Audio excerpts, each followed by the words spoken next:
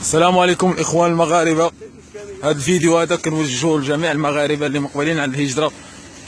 واش كنقول لكم، يعني راه القضيه شويه صعيبه، ولكن واخا تصعب يعني ما تكونش بحال العيشه في المغرب، تبقى حياتك ديما في المغرب.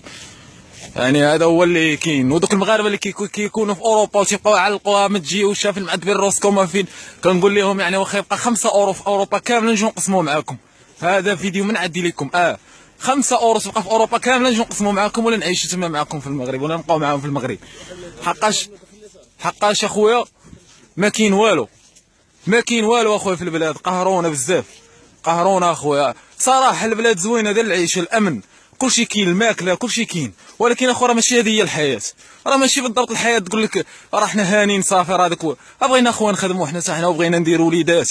مستقبل بنادم عنده 30 عام 31 عام كتلقاه مرمي النهار كامل هو كيطلع في الشمس.